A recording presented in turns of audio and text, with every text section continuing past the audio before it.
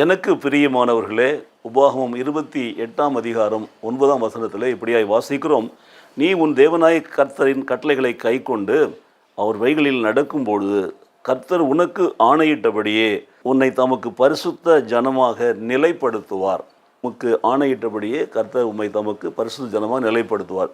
எனக்கு பிரியமான சகோதர சகோதரிகளே, உபாகமம் 28ஆம் அதிகாரத்தில் 1 முதல் 14 வசனங்கள் கீழ்ப்படுதலின் ஆசீர்வாதம் தலைப்பிலே தேவனுடைய வார்த்தைகளாக நமக்கு கொடுக்கப்பட்டிருக்கிறது. அவருடைய சத்தத்திற்கு உண்மையாய் செவி கொடுத்து அதன்படி நம்ம நடக்கிற பொழுது பின்வரும் ஆசீர்வாதங்கள் எல்லாம் நம் முன்னே வந்து பலிக்கும் என்று சொல்லி ஒவ்வொன்றாக கர்த்தர் கொடுத்து கொண்டே வருகிறார். பாருங்கள், இன்றைக்கு நாம் இந்த 9ஆவது வசனத்தை தியானிக்கிறோம். 9ஆவது வசனத்தில் கூட தியானிப்பதற்கு முன்பாக, இன்று உன் தேவனாய கர்த்தருக்கு நீ செவி கொடுத்து அவர் வழியில் நடக்கிற பொழுது தான் இப்படியே இதிலும் சொல்லப்படுகிறது. பாருங்கள், சொல்லப்படக்கூடிய ஆசீர்வாதங்கள் உன் மேல் வந்து பலிக்கும் என்று சொல்லி 1-2 வாசிக்கிறோம். 9 என்ன வாசிக்கிறோம்? நீ உன் தேவனாய கர்த்தரின் கட்டளைகளை கை கொண்டு அதன் வழிகளில் நடக்கிற பொழுது, கட்டளைகளின் வழிகளில் நடக்கிற பொழுது, பார்த்தீங்களா, கை கொண்டு அவைகளின் வழிகளில் நடக்கிற பொழுது கர்த்தர் உனக்கு ஆணையிட்டபடியே அவர் சொன்னதை நிறைவேற்றுகிற தேவன். கர்த்தர் தம் பேரிலே ஆணையிட்டார் என்று சொல்லி நம்ம உபாகமத்தில் வாசிப்போம். ஆதியாகமத்தில் 22ஆம் அதிகாரத்தில் வாசிப்போம். பாருங்கள், அவர் தமக்கு மேலே யாரும் இல்லை, அதனால் அவர் தான் எல்லாவற்றுக்கும் மேலானவர். ஆகவே அதற்கு மேலே ஒரு இல்லாதபடினாலே அவர் தன் மேலே ஆணையிட்டு நமக்கு சொல்கிறது தான் ஆதியாகமம் 22ஆம் அதிகாரத்தில் அன்றைக்கு அந்த பலி பொருளுக்கு பதிலாக வேறொன்றை காமித்து கர்த்தருடைய பருவத்திலே பார்த்து கொள்ளப்படும் என்று சொல்லி ஒரு உடன்படிக்கை ஏற்படுத்தினார்கள். அன்றைக்கு சொன்ன வார்த்தையாக தான் ஆணையிட்டார் என்று சொல்லப்படுகிறது. ஆணையிட்டார், பார்த்தீங்களா. இன்றைக்கு என்ன ஆணையிடுகிறார் பாருங்கள், நான் உனக்கு ஆணையிட்டபடியே உன்னை தமக்கு பரிசுத்த ஜனமாக நிலைப்படுத்துவார். நம்மை பரிசுத்த ஜனமாக நிலைப்படுத்துவார். பார்த்தீங்களா, அதற்காக தான் தம்முடைய குமாரனாகிய இயேசு கிறிஸ்து பூமியிலே மனுஷனாக அனுப்புகிறார். நம்முடைய அக்கிரமங்களை, நம்முடைய பாவங்களை, நம்முடைய மீறுதல்களை, நம்முடைய கீழ்ப்படியாமையை, அந்த பாவங்களின் தண்டனைகள் எல்லாம் அவர் மீது சுமத்தி அவர் மூலமாக அந்த தண்டனைகளை எல்லாம் நிறைவேற்றி நமக்கு மீட்பை சம்பாதித்து கொடுக்கிற தேவன் நம்மை பரிசுத்தப்படுத்துகிறார். இலவசமாய் கிருபையினாலே நம்ம நீதிமான்களாக்கப்படுகிறோம். இந்த ஜனங்களை நான் எனக்கென தெரிந்து கொண்டேன், இவர்கள் துதியை சொல்லி வருவார்னு சொல்லுகிறார். நம்மை ஒவ்வொரு முறையும் பழைய ஏற்பாடில் வாசிக்கிற பொழுது இவர்கள் என் ஜனங்களாக இருப்பார்கள், நான் அவள் தேவனாக இருப்பேன்னு சொல்கிறாரு. அப்போது பிரித்தெடுத்த ஜனமாக, பரிசுத்த கூட்டமாக நம்மை மாற்றுகிறார். அதை தான் நான் புரிந்து கொள்ள வேண்டும். எப்போ அதை தான் கவனிக்கணும்.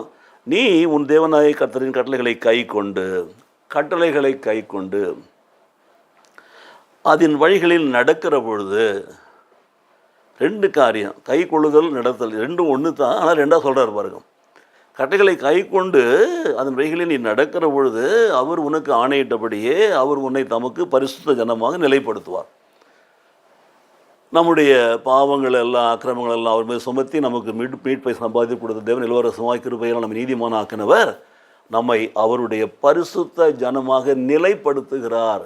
இந்த ஜனங்களை நான் பரிசுத்த ஜனமாக நிலைப்படுத்தியிருக்கிறேன், இவர்கள் என் ஜனங்கள், நான் அவர்கள் தேவனாக இருப்பேன் என்று சொல்லி நம்மை ஆசீர்வதிப்பேன், பெருகவே பெருக பண்ணுவேன் என்று சொல்லி வாக்குத்தத்தத்தை கொடுக்கிறார். பாருங்கள், இந்த காலை வேளையில் ஆண்டவருடைய வார்த்தைகளை கேட்டுக்கொண்டிருக்கிற எனக்கு அருமையான சகோதரனே, சகோதரியே, இப்பொழுது நாம் செய்ய வேண்டிய ஒரு காரியம் என்னவென்று பார்த்தால், நாம் நம்முடைய தேவனாய கர்த்தரின் கட்டளைகளை கை கொண்டு வாழ வேண்டும், அவர் வழிகளில் நடக்க வேண்டும். இது 2 நாம் செய்துட்டோம்னா அவர் நம்மை அவருடைய பரிசுத்த ஜனமாக நிலைப்படுத்தி என்றென்றும் நம்மோடு கூட இருந்து நம்முடைய எல்லா காரியங்களிலும் நமக்கு ஜெயத்தை கட்டளையிடுவார், ஆசீர்வாதத்தை கட்டளையிடுவார்.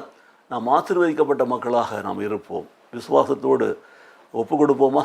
ஆண்டவரே, உம்முடைய கட்டளைகளுக்கு நாங்கள் கை கொள்ளுவோம், உம்முடைய கற்பனைப்படி நடப்போம், ஒரு வழிகளில் நடப்போம் என்று சொல்லி வாக்கு கொடுப்போம். அவர் நம்மை பரிசுத்த ஜனமாக நிலைப்படுத்தி நம்முடைய காரியங்களை வாக்கிய பண்ணி நம்மை ஆசீர்வதித்து பெருக பண்ணுவார்.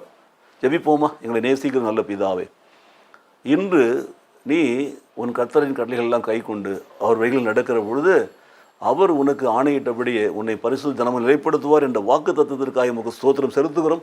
அந்த வாக்கு தத்துவத்தின் படியாக கர்த்தாவே, நாங்கள் உம்முடைய வார்த்தையின்படி நடக்கிற பொழுது, கட்டளைகளை கை கொண்டு நடக்கிற பொழுது கர்த்தரை எங்களை உம்முடைய பரிசுத்த ஜனமாக நிலைப்படுத்தி ஆண்டவரே எங்களுடைய எல்லா தேவைகளையும் கொடுத்து ஆசீர்வதிக்கணும் நாங்கள் ஜெபிக்கிறோம். எங்களை எல்லா தீமைகளுக்கும் விலைக்கு பாதுகாக்க வேண்டாம் நாங்கள் ஜெபிக்கிறோம். நாங்கள் வாழும் நாளெல்லாம் உம்முடைய பார்வையிலே, உம்முடைய கண்களிலே ஆண்டவரே நாங்கள் நீதிமான்களாக பாதுகாக்கப்பட வேண்டுமா ஒப்பு கொடுத்து நாங்கள் ஜெபிக்கிறோம். இயேசு கிறிஸ்துவின் நாமத்திலே பிதாவே, ஆமென், ஆமென்.